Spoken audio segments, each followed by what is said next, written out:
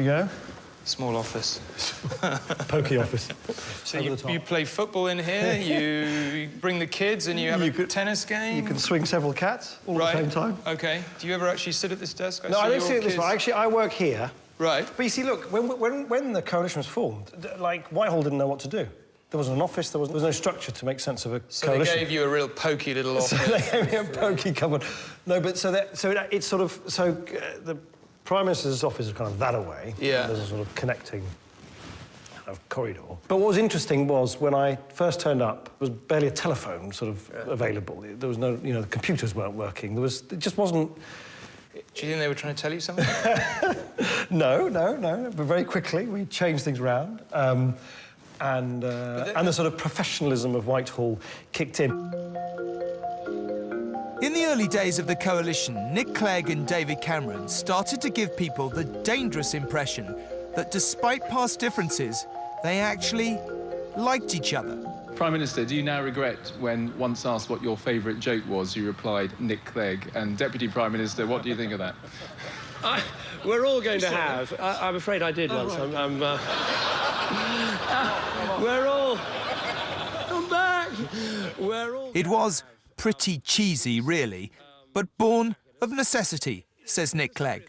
David Cameron and I sort of basically thought we've got a job to do, an emergency job to do, a rescue mission. And you got on quite well personally. That's fair enough to say, isn't it? Yeah, we sort of... I'll tell you what's interesting, which is quite difficult to explain. If you know you disagree with someone, there's no tension. I mean, do you know what I mean? Yeah. I suspect meetings between Tony Blair and Gordon Brown were so fractious because they kind of should have agreed, but they didn't. When David Cameron and I sit in a meeting, as we do, you know, week in, week out, we kind of know that our starting point is that we come from different vantage points, and our task is to try and find agreement for the kind of common good. And that, in a weird kind of way, makes it sort of quite straightforward. Nick Clegg is often characterised as David Cameron's poodle, or worse. But the truth is, not a single thing gets decided in government without his say-so. Today, our cameras are being allowed in to film the Quad for the first time, the single most important decision-making unit of the government. Hello, good morning. Hi. How are you? I'm all right. So here we are. This is the Quad. Yes. 12 viewers, never been filmed before. No. This is 4 of you, basically. 4 of us, yeah. Yeah, this is Mike, Danny, All myself. key decisions. Yeah. Every budget, every tax change, every pension change, every money to put into apprenticeships, into schools has been decided in meetings like this. Good afternoon, all. Hi. Hi, good afternoon. How are you? Good. Right, Quad, budget. As you can probably tell, there are only 4 politicians here: David Cameron, Danny Alexander, Nick Clegg and George Osborne. In one sense, this is it. This is the government. You know, 5 years ago, we had a note saying there's no money left, so I think the decisions we've taken over the last 5 years has the next note at least can say there is some money left. Hopefully not to leave a note to anyone. Not that those lines sounded rehearsed or anything. Still, we should be grateful. They could have started talking about the long-term economic plan. You get my drift, though. The Lib Dems matter. People are not as well informed about what the Deputy Prime Minister actually does and the influence Nick has as could be the case. And that's, I think, been a challenge for us as a party, that actually those of us who know how much Nick Clegg does know that he has enormous influence over policies from the top to bottom of the government every day and sometimes every hour of the day. That's not always so visible to the public. Nothing that happens in government can happen without the Liberal Democrats agreeing, and Nick Clegg has to agree to everything that happens.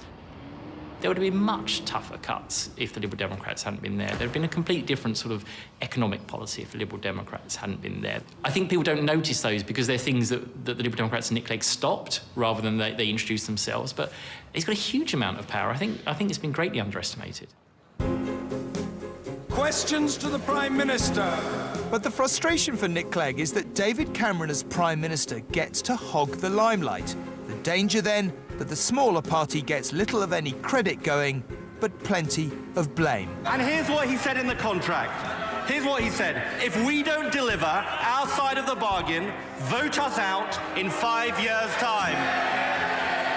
When he said that, did he mean it?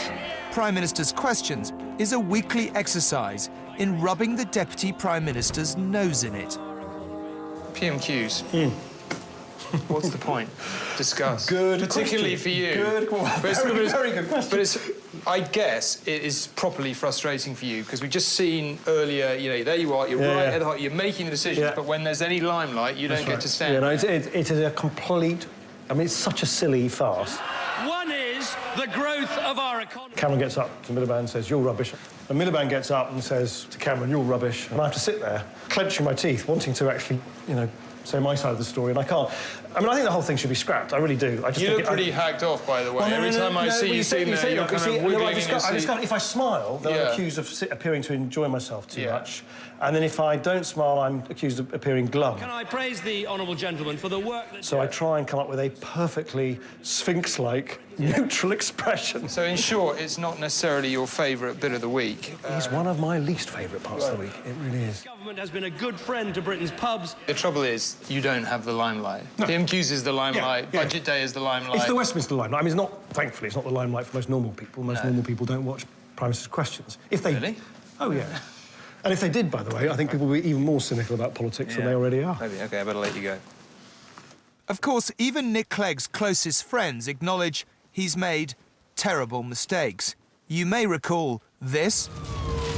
Broken promises. There have been too many in the last few years, too many in the last 30 years. You certainly won't have forgotten this after he broke his promise on tuition fees. There's no easy way to say this. We made a pledge, we didn't stick to it, and for that I am sorry. Nor probably this. I'm sorry, I'm sorry, I'm sorry. The clever parody that went viral. Quite funny, unless you're a Liberal Democrat. Ideally, you don't want to make the promise in the first place. The trouble with the tuition fee thing was not so much the breaking of the promise as the making of it. It was a stupid promise. It's one of those policies where when you get into government and you look at the numbers, you think we can't possibly finance this.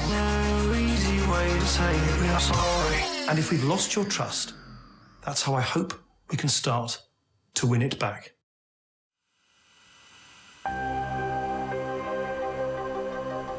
There is no doubt there have been times when he's been very down about it all. But you'd have to give him this. He picks himself up again. And he's certainly not shy of getting out and about. This morning, he's off to Cornwall at the crack of dawn.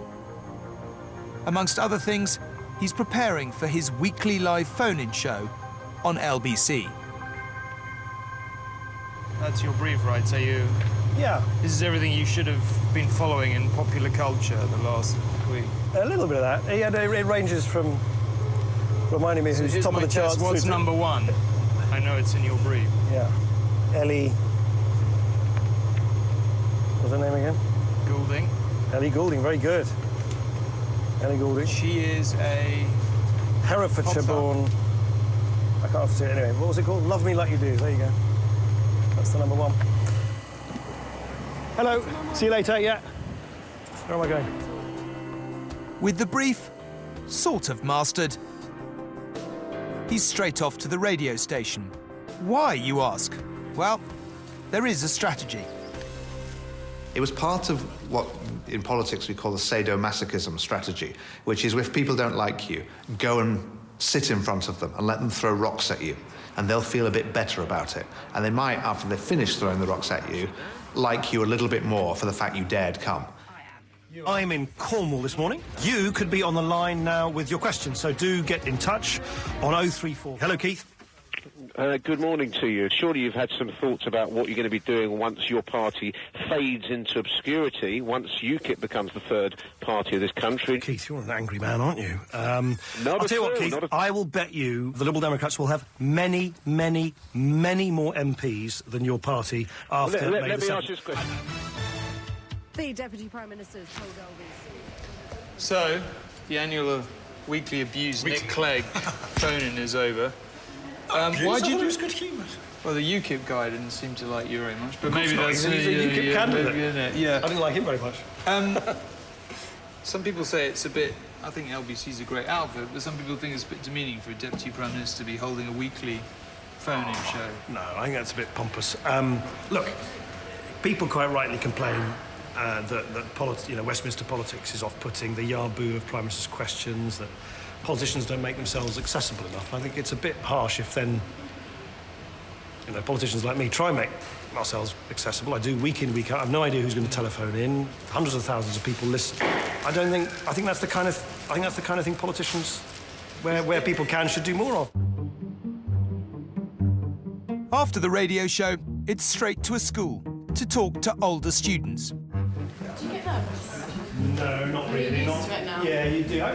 Some things you do. From the frying pan into the fire, you might say.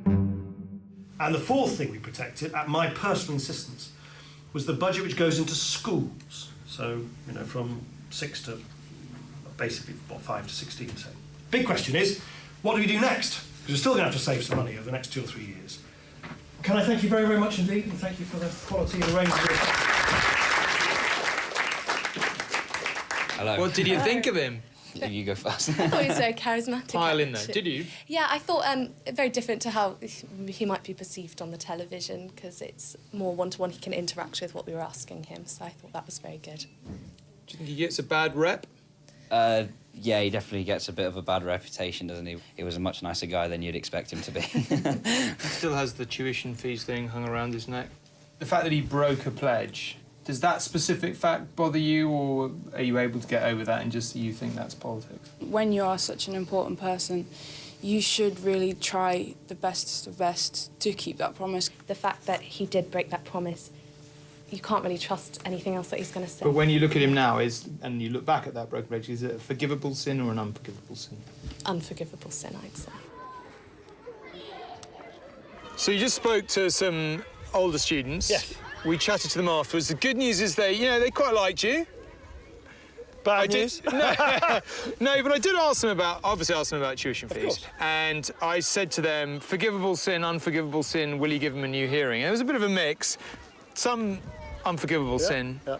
Are you ever going to get over that? For some people, not, obviously. I hope for quite a lot of fair-minded folk, they'll recognise that I'm not Prime Minister, so I can't do exactly, can't do everything I want. But you did agree to that. That it wouldn't have got through without you. Actually, the promises we made on the front page of our manifesto in 2010, we have stuck to religiously. Taking lots of people out of tax, the pupil premium, more money into schools like this to cater for kids. I know, but you made that pledge, come on. No. And you know you did. No, hang on, I'm just saying what we said were our priorities on the front page of our manifesto. We've delivered them, in fact, more than delivered them. Okay. And I guess just on the forgiving point, at the end of the day, people have got to choose. Do they either not forgive you for the one thing you couldn't deliver, or do they actually acknowledge the hundreds of things we have been able to deliver? So what do people really think of Nick Clegg? When pollsters ask the public essential questions such as what animal the party leaders might be, the results are not massively positive, but it could be worse. The focus group research. So it's the nice guy from Scoop. The chihuahua in the handbag. Yeah, so the chihuahua in the handbag, you can't be that happy about that. That's not so good. I have to admit, I've rarely thought of myself as a chihuahua in a handbag. OK, slightly odd image. Yeah. Baby sham. If you're a drink, you're baby sham. That's a little bit embarrassing. What does that mean? I don't know, but it just doesn't feel good, does it? Baby sham, you can't say... On the other hand, you're a smart car, not a Mercedes, but that's quite good. And if it was a film of your life, Tom Cruise would pay you. We could take that either way. But anyway, let's leave that aside. That's not bad. So if you look at Ed Miliband and David Cameron, actually, you come through the middle of the focus group stuff in a reasonable shape. So I suppose my serious point is... What is the serious point? Well, yeah, I'm getting there. My serious point is, do you feel that actually this is a situation, you had Clegg mania, then we went down. Do you feel you're coming back? Look, the first thing you choose to believe it or not, I actually genuinely have never regarded politics. I try and enjoy myself, I try and be a human being, but I actually take what politics can do very seriously. So I've never regarded it as the sort of beauty contest that can be reduced. I mean, fun though it is to talk about whether I'm Babycham or a pint of beer or whatever. I genuinely think most people, when they come... whatever, Babycham. All right. Let's be clear, Babycham. Let's stick to the Babycham, but okay. Notwithstanding the stinging Babycham judgment, yeah. I actually have this old-fashioned view that when people go and vote, what they quite understandably ask themselves is not whether they think I'm Babycham. No, hang on. They do actually ask themselves, by the way, as I would as a voter, what's right for me and my family, what's right for my kids. I accept that. And that's in a way why an election campaign is it's a challenge, but it's also a huge opportunity. Whether or not we do give him another chance, Nick Clegg has, over the past 5 years, wielded great power and taken an enormous amount of flack for it. So has it changed him? Whenever you're with him, he's one of those people who gives you their full attention. So you never feel, if you go around for Sunday lunch, that he would secretly rather be looking at his emails or, you know, taking a phone call. He's very focused on his family and on his friends and on his kids. And I think you always feel that you're the focus of attention while you're with him. Speaking of family, how have the ups and undeniable downs of the last few years affected his life at home? The Cleggs could have moved to a Grayson Favour home, but chose not to. Interestingly, remember, you've chosen not to leave your home. You could have gone into a fancy apartment. That's recommended to us. We had quite a lot of pressure at the time to go to one of the houses of the government, and we discussed and thought that the best thing would be for the children to stay here. And discussion is a rather grand word for Miriam basically saying no. No, but you were so right. You were so right. But I think if you look at it with perspective, it has been the best decision for all of us. And if I may, I think that also for Nick, because you can see how politicians sometimes they can get in a bubble and be completely distant from normal society. And I think if you're in your house, in your neighbourhood, that's much easier, really. It hasn't all been great. You've seen him get a terrific kicking. How do you both deal with that? We just, like any other marriage, you just stand together and we just go through whatever you consider any difficulty. But it's not any more of a difficulty than what many others have to go through. You should never take it personally. I think that's the thing, not to take it too seriously. Yeah, well, you say you should never take it personally, but that's hard, right? Because it's very public. You know, most people go to work, they have successes, they have failures. They don't get up and read every paper and know that every friend and everyone is reading that. I don't read all the papers. Okay. Probably have. I honestly, I mean, it sounds glib, but I actually think you just can't take it too seriously. Otherwise, you just spend all your time reacting to stuff. You have to laugh at it because something is faintly silly. From my point of view, if I spend all the time thinking about whatever a specific person may have said, I don't have any time to do what I want to do. So I think what helps most is that we are very together and that we have a very, close environment of, family and friends, and I feel very protected. Yeah. So I have to say, 5 more years? Are you really looking forward to that, or 3 more years? 15, 20, why not? In for a penny, in for a pound. Right. But you want more of it? I mean, honestly, it's funny. It's a serious question. It's funny you should ask about, what did it feel like at the beginning? What does it feel like now? One of the things about any interesting job is, of course, you learn the ropes. You get a bit wiser, you get a bit tougher.